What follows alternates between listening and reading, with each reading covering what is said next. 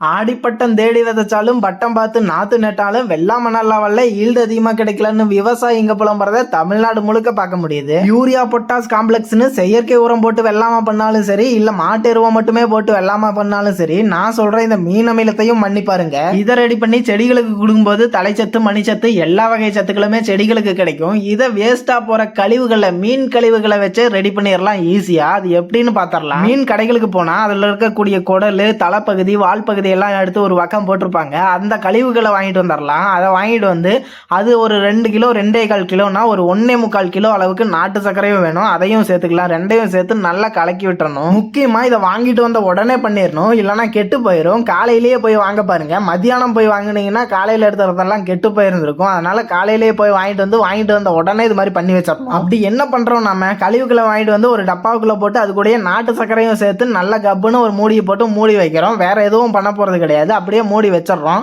ஒரு 40 நாள் 30 நாளைக்கு மூடி வைக்கிறோம். முன்னாடி ரெடி பண்ணது வந்து 15 நாள் ஆச்சு. அது என்னதான் இருக்குன்னு பார்க்கலாம். அதுக்கு முன்னாடி இப்ப மறுபடியும் கழிவுகளை வாங்கிட்டு வந்திருக்கேன். இதையும் நம்ம இப்ப ரெடி பண்ணிடலாம். இப்படி வாரம் 10 நாளுக்கு ஒருக்கா பண்ணிக்கிட்டே இருக்கும்போது நம்ம கிட்ட மீன் அமிலம் இருந்துகிட்டே இருக்கும். நம்ம எப்ப வேணா எடுத்து யூஸ் பண்ணிக்கலாம். அதனால நம்ம பண்ணிக்கிட்டே இருக்கலாம். எந்த அளவுக்கு முடியுமோ அந்த அளவுக்கு பண்ணி வச்சுக்கலாம். இதுல தண்ணி சேர்க்கணுமான்னு கேட்டா இல்ல, சேர்க்க கூடாது. மீன் கழிவுகளை மட்டுமே போட்டு கூட நாட்டு சர்க்கரையும் போட்டு நல்லா கலக்கி விட்டாலே நல்லா கொலகொலன்னு வந்துடும். இதுல நாட்டு சர்க்கரையை மட்டும் எதுக்கு சேர்க்கிறோம்னா நுண்ணுயிர்கள்லாம் உருவாக்கி அந்த மீன் கழிவுகள் எல்லாம் சிதைக்கும். அதுக்காக தான் நாட்டு சர்க்கரை, இல்லைன்னா வெல்லம் கூட சேர்த்துக்கலாம். ஒரு குச்சியை சுத்தமா எடுத்துக்கிட்டு நல்லா கலந்து வர்றது முக்கியம். ஏன்னா நாட்டு சர்க்கரையும் மீன் கழிவுகளும் நல்லா கலந்தாதான் வந்து அது நல்லா சிதைக்கும். அதனால குச்சி சுத்தமா வச்சுக்கோங்க. இதே மாதிரி 10 நாளைக்கு ஒருக்கா எடுத்து ஒரு வாட்டி கலந்து விடுறதும் நல்லது. உன்னால முடிஞ்சா எடுத்து கலந்து விடுங்க. இதை ஒரு வாட்டி ரெடி பண்றேன்னா அதை வச்சுக்கிட்டு எவ்வளவு நாளைக்கு யூஸ் பண்ணலாம்னா 6 மாசத்து வரைக்கும் யூஸ் பண்ணிக்கலாம். கப்புன்னு ஒரு மூடியை போட்டு மட்டும் வச்சுக்கிட்டீங்கன்னா 6 மாசத்து வரைக்கும் நம்ம யூஸ் பண்ணிக்கலாம் தேவைங்கும் போது மட்டும்.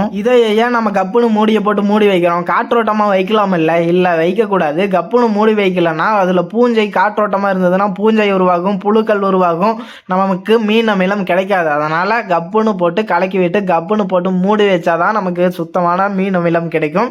நமக்கு பயிர்களுக்கும் சத்தானதா இருக்கும். அதனாலதான் கப்புன்னு மூடி வைக்கிறோம். மேல முடிஞ்சா கவரை போட்டு பினிஷ் பண்ணிருங்க, உள்ள துளி காத்து போகாத அளவுக்கு. நிறைய பேர் இதுல மிஸ்டேக் பண்ணிடுறாங்க. மீன் அமிலம் சரியான முறையில கிடைக்கிறது இல்லை. அதனால கப்புன்னு மூடியை போட்டு மூடி வைக்கணும். முடிஞ்சா என்ன மாதிரி தான் இது மாதிரி பிளாஸ்டிக் கவரை போட்டு கப்புன்னு உள்ள மூடி வச்சிட்டீங்கன்னா துளி காத்து போகாது. சில பேர் சில்வர் பாத்திரத்துல போடலாமான்னு கேட்பீங்க. இல்ல அதெல்லாம் போடக்கூடாது. பிளாஸ்டிக் டப்பா, அப்படி இல்லைன்னா பானை இருந்ததுன்னா பானையில கூட செஞ்சு வைக்கலாம். ஆனா சில்வர் பாத்திரத்தெல்லாம் போட வேணாம். பிளாஸ்டிக் டப்பா பெஸ்ட். இதை ஓபன் பண்ண உடனே மீன் வாசம்லாம் இல்லை, இது ஒரு மாதிரி ஸ்மெல் வருது.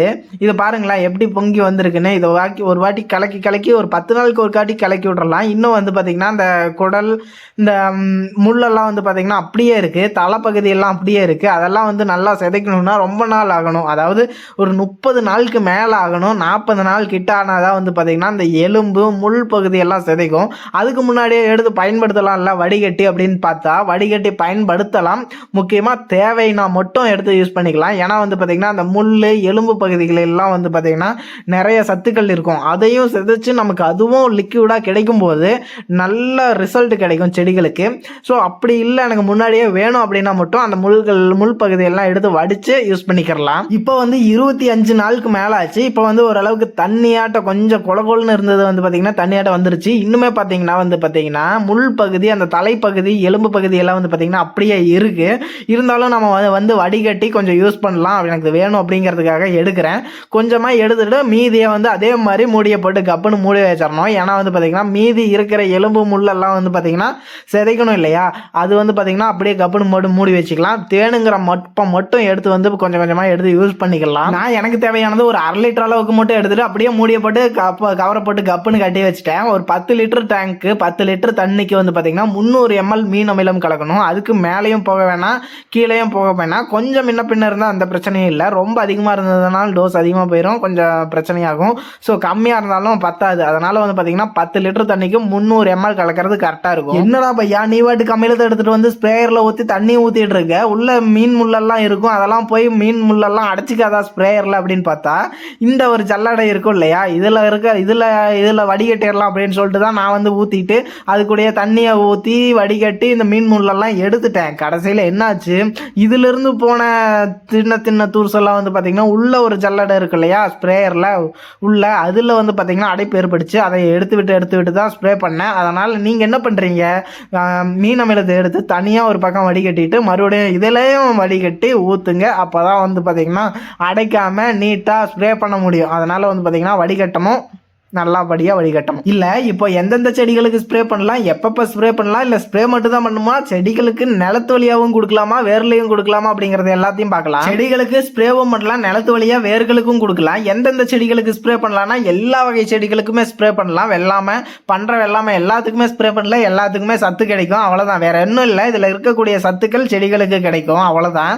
எல்லா வகை காய்கறிகளுக்கும் ஸ்ப்ரே பண்ணலாம், எல்லா வகை கொடி வகை செடிகளுக்கும் கிழங்கு வகை செடிகளுக்கும் எல்லாத்துக்குமே ஸ்ப்ரே பண்ணலாம். எலுமிச்சை செடிகளுக்கு எல்லாத்துக்குமே ஸ்ப்ரே பண்ணலாம். ஆனால் ஒன்று, நான் கெமிக்கல் மருந்து ஸ்ப்ரே பண்ணுறேன், அது கூடயே சேர்த்து இதையும் ஸ்ப்ரே பண்ணலாமா? நோ, பண்ணவே கூடாது. முடிஞ்ச அளவுக்கு கெமிக்கல் மருந்து ஸ்ப்ரே பண்ணீங்கன்னா அந்த மிஷினை, அதாவது ஸ்ப்ரேயரை நல்லா கழுவி வச்சுக்கோங்க, சுத்தமாக கழுவி வச்சுக்கோங்க. ஏன்னா வந்து கெமிக்கல் மருந்து கூட இது சேரவே கூடாது. இல்லை நான் கெமிக்கல் மருந்து ஆல்ரெடி ஸ்ப்ரே பண்ணியிருக்கேன்னா ஒரு 5-6 நாளுக்கு அப்புறமா இதை ஸ்ப்ரே பண்ணுங்க. நான் சொல்கிற மாதிரிலாம் பண்ணி கொஞ்சம் ரிசல்ட்டை பாருங்க. அப்புறம் கெமிக்கலை கொஞ்சம் கொஞ்சமாக குறைங்க, நம்ம நல்லபடியாக விவசாயமும் பண்ணிக்கலாம். இப்போ நான் செடிகளுக்கு வேர் வழியாக மண்ணில் கொடுக்கணும்னு நினைக்கிறேன். எப்படி கொடுக்கறது அப்படின்னா, ஒரு 200 லிட்டர் ட்ரம் எடுத்துக்கோங்க. அதில் வந்து 3 லிட்டர் அளவுக்கு மீன் அமிலத்தை எடுத்து ஊற்றிக்கோங்க. நல்லா 200 லிட்டர் தண்ணியை ஃபுல்லாக நிறச்சிக்கிட்டு கலக்கி விடுங்க. நல்லா கலக்கி விட்டுட்டு அதில் இருந்து ஒவ்வொரு லிட்டரை எடுத்து ஒவ்வொரு செடிகளுக்கும் கொடுக்கலாம். இல்லை நான் ட்ரிப்பு போட்டிருக்கேன், சொட்டு நீர் வழியாக தான் காடு முழுக்க போகுது அப்படின்னா சொட்டு நீர்லேயே கொடுக்கலாம். நம்ம வந்து 200 லிட்டரில் 3 லிட்டர் தண்ணி, 3 லிட்டர் மீனில் மீனத்தை கலந்து நல்லா கலக்கி விட்டுட்டு சொட்டு நீர் வழியாக கொடுக்கலாம். ஆனால் இந்த மீன் கழிவுகளில் முள் இருக்கும், அந்த முள்ளெல்லாம் நல்லா வடிகட்டிட்டு கொடுக்கணும். இல்லைனா ஃபில்டரில் போய் அடைச்சிக்கும். அது ஃபில்டரில் போய் அடைக்காத மாதிரி நல்லா வந்து வடிகட்டிட்டு அதுக்கப்புறம் ஃபில்டரில் கொடுக்கலாம். இல்லை நான் வாய்க்கால் மூலமாக தான் பாசனம் பண்ணுறேன், இதுக்கு எப்படி கொடுக்கறது அப்படின்னா 200 லிட்டர் ட்ரம்மை கொண்டு வந்து வாய்க்கால் ஓரத்தில் வச்சுக்கோங்க. ஒரு கேட்டு வால் போட்டுக்கோங்க. ஆடுகளுக்கு தண்ணி பாய்க்கும் போது இந்த 200 லிட்டர் ட்ரம்ல இருந்து மீன் அமிலத்தை கொஞ்சமாக கேட்டு வால் ஓப்பன் பண்ணி திறந்து விட்டுருங்க. கரெக்டாக போகிற மாதிரி திறந்து விட்டுட்டீங்கன்னா பாசனம் பண்ணும்போது நம்ம செடிகளுக்கும் மீன் அமிலமும் போய் சேர்ந்துக்கும். இப்படியும் பண்ணிக்கலாம். இதே மாதிரி நம்ம கிட்ட பசு ஒன்று இருக்குன்னா பசு தரக்கூடிய சாணம், கோமியம், பால், தயிர், நெய் இதைய வச்சு நம்ம பஞ்சகாவியம் ரெடி பண்ணலாம். இதுவும் வந்து பார்த்தீங்கன்னா செடி நல்லா வரும். இதெல்லாம் வந்து பார்த்தீங்கன்னா ரொம்ப முக்கியம். இதெல்லாம் பண்ணணும்னா நம்ம வெள்ளம் வந்து பார்த்தீங்கன்னா சிறப்பாக கொண்டு வரலாம். அது வந்து பார்த்தீங்கன்னா ஒவ்வொரு வீடியோவில் எப்படி பண்ணுறது, அது எப்படி யூஸ் பண்ணுறது அப்படிங்கிறதெல்லாம் ஒவ்வொரு வீடியோலையும் சொல்கிறேன். மறக்காமல் நம்ம சேனலை சப்ஸ்கிரைப் பண்ணி வச்சுக்கோங்க, பெல் ஐக்கானை ஆல் போட்டு வச்சுக்கோங்க. அப்புறம் இந்த பேட்டரி ஸ்ப்ரேயரை பற்றி நிறைய பேர் கேட்டிருந்தீங்க, என்ன பேட்டரி ஸ்ப்ரேயர் யூஸ் பண்ணுறீங்க, இவ்வளோ ஹைட்டு வந்து பார்த்தீங்கன்னா ஸ்ப்ரே பண்ணுது, இவ்வளோ பம்ப், இவ்வளோ ப்ரெஷர் இருக்குது அப்படிங்கிறத பற்றி நிறைய பேர் கேட்டிருந்தீங்க. இந்த ஸ்ப்ரேயர் வந்து பார்த்தீங்கன்னா டபுள் பம்ப் 2 மோட்டர் இருக்கக்கூடிய ஸ்ப்ரேயர் வாங்கினீங்கன்னா இந்த மாதிரி வந்து பார்த்தீங்கன்னா கன் ஒன்று தருவாங்க. இது வந்து பார்த்தீங்கன்னா மரங்களுக்கு ரொம்ப லாங்காக அடிக்கிறதுக்கு யூஸ் ஆகும். அதனால் வந்து பார்த்தீங்கன்னா எந்த கம்பெனி ஸ்ப்ரேயர் வாங்கினாலும் டபுள் பம்ப் 2 மோட்டர் இருக்கிற மாதிரி வந்து பார்த்தீங்கன்னா வாங்கினீங்கன்னா இது மாதிரி பெஸ்ட்டாக இருக்கும்.